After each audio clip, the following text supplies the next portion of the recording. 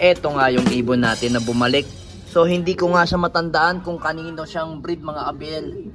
Akala ko kasi kay ano siya, kay litar. So ngayon iniisip siya kung kanino siyang dugo. Ang iniisip ko dito kasi mga abel, baka ang lahi nito, kinalkal ko na kasi sa ano ko, sa YouTube ko kung anong breed to. So titingnan ko sa page ko kung naipost ko tong ibon na to. So parang ano eh, parang lahi ni ano to, o kapatid to ni 641. Kasi kamukha niya eh. Kasi alam ko nun, si 641 may kapatid na black check na medyo mas maliit pero para siyang hen. Tapos nawala siya, nag-fly away siya. Ang tanda ko lang nun, naka-young bird siya pero hindi ko alam kung south o kagaya ni 641 sa BBC. So yun lang yung possible na kaedad niya. Meron din na kaedad niya is yung lahi ni ano, lahi ni yung ginamit natin na Campus cross ano ata ito eh, hindi ako nagkakamali, Campus cross litar or Campus cross Black Victoria. Yan lang yung ano, yan lang yung mga possible na cross netong ibon na to. So hahanapin ko nga ang bloodline netong ibon na to. Ito kasi nakalimutan ko talaga eh. Ngayon nakala ko siya hen nung una. Kasi yung una kong inilaban sa BBC ata yun, na kulay orange yung singsing. Ngayon alam ko, ibinigay ko kay ano yun eh, gift bird ko kay Daryl ng Laguna eh. Sa Los Baños, Laguna ata yun. Kasi kumuha siya sa akin ng dalawang inbreed na Peter Maselan. Ininbreed ko sa tatay niya na yung si ano, si Lambe. Ngayon, may binigay ako sa kanya na kulay itim na ganyan. Tanda ko kulay orange yung singsing. So ngayon, eto talaga, hindi ko talaga matandaan kung anong bloodline. Ang hirap pag hindi nagre-record eh. Pero ano yan, barako yan, mga kabelo, yan. Barako yan. Barako yan. So ngayon, patatabain ko lang. Kasi parang ano eh, wasak na wasak yung katawan eh. Hindi ko lang alam kung ito is nalabang ko o dito lang sa lugar ko nag-fly away. Hahanapin ko. Kasi talagang hindi ko siya ano eh, hindi ko siya talaga ma-remind sa utak ko kung saan nanggaling to. Ayan o. Ayan. Ayan o, para ako, di ba? Ayan. Hindi ko ma-remind kung saan ko nailaban ba yung ibon na yan or nag-fly away lang ba dito. Napakaganda pa namang ibon, mga abelo. Oh. Kamukha niya talaga si ano, si 641. Imagine niyo si 641 tapos eto. Parang magkapatid na magkapatid talaga sila. Baka ito is lahi ni JM sa Abundant Rock. So ngayon, hindi ko naman siya mapalipad na uli kasi hindi ko alam kung saan siya nanggaling eh. Hahanapin ko pa mga kabel. Then yun nga mga kabel, si ano, etong si ano natin, si Arandok natin, ayan o. Diba sabi ko sa inyo, iwawalay natin yan, yan si Arandok, ayan o. Itong Arandok na to is iwawalay natin. Binalay natin yan kay Vandenbroek mga kabel, yan si Vandenbroek, ayan o. Si Vandenbroek is pinaliguan ko kanina. Ayan.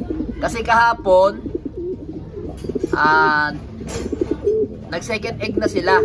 Si Arandok. Kaya tinapon ko na yung egg nila. Ayan. Plano ko kasi ipares talaga yan dito mga kabel. Dito kay Luha.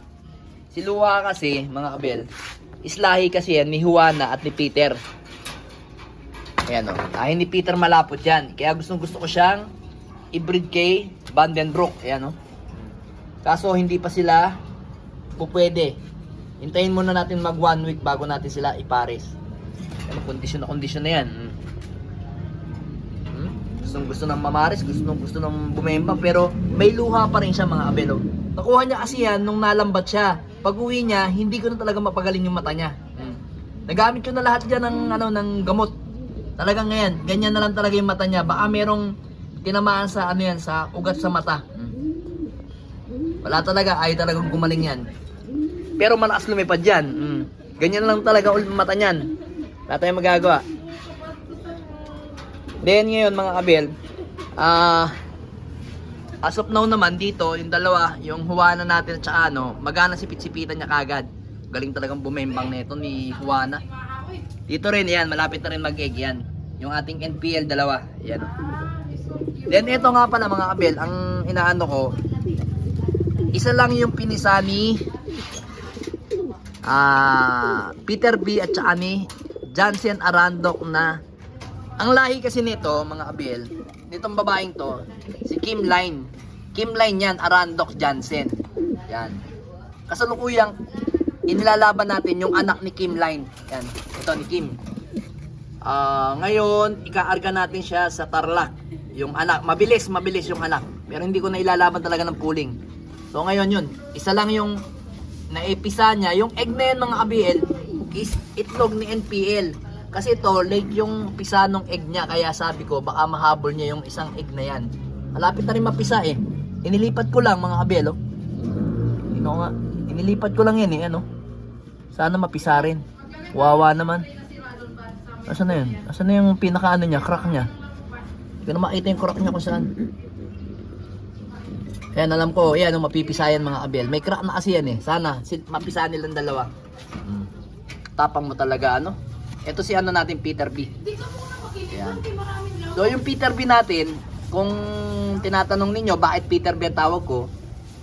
Uulitin ko po, ang Peter B po, ang bloodline po niyan is Peter B, Peter C, na may pasok na Beckert. Yan. Beckert na po ngayon is si ano, Ben Gillette. Yan, Ben Gillette line. Kaya itong ibon na to consistent lalo sa south, ang galing ng mga anak nito. Yan. Kaya tinawag siyang Peter B kasi Peter C na Beckert. Yan. Sa mga nalilito ha. Kaya yan, sana ano sila, swak sila sa isa't isa.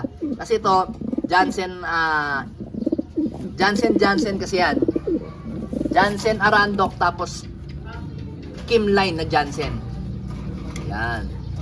Yan yung isa nating Arandok. Then dito, update ko lang kayo sa mga breeder ko sa ano yung mga flyer natin. Bukas naman mga flyer natin. So ngayon, magka-arga rin tayo kasi mamaya sa ano. Alin ba yung ano? Ayan o. Ito na yung anak ni ano. Anak ni Peter Malapot. Ayan o. Gandang ibon. Gandang ibon. Biglat. Tapos merong ano sa may mata o. Sa may kanyang noo. Putihan. Tapos hindi naman siya white flight. Sa ibabaw lang. Gandang ibon yan. Naka-young bird yan ng PPCP. Wala naman siyang puti sa pakpak eh. Ito kasi sa ibabaw. Sa ibabaw yung pagkaputi niya yan o. Kita nyo. Yan. Then may egg na uli siya. Ayan o. Grabe talaga ito si Rigor. Parang gusto mo unlimited ano unlimited itlog yung asawa mo Then dito naman, yun yung sinasabi ko. Yung anak ni No-Peds line natin mga kabel. No-Peds line. Isa lang yung napisa. Kaya malaki na Hindi na siya po pwedeng yung itlog na malapit na mapisa is kasi minsan ang ano tawag doon? Hindi sila nagkakasabay ng egg. Minsan kasi yung isa 18 days, yung isa 21 days. Yan. So kawawa yun pagka nag 21 days tapos malaki na yung kanyang kapatid. Siguradong hindi mabubuhay. Kaya inilipat natin. Ayan o. Yan. Yan yung ano natin, lahi ng litar natin at saka ni Peter Maselan. Tapang o, kita nyo. Napakatapang, kita nyo naman o. Ibibreak ko to gagamitin ko to sa ano, gagamitin ko to sa south mga kabel, to si Peter. Kaya last breed ko yan, tapos break.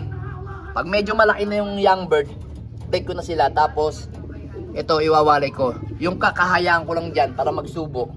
Tapos ito, ipapares ko sa mga ibon ko na mga Peter. Yan. O kaya sa Vandenbroek kasi may bilis to Tingnan natin.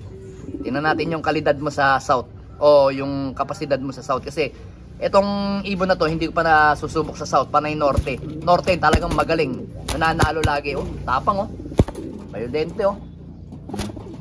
Yan ang gusto ko sa ibon, violente, oh. Oo.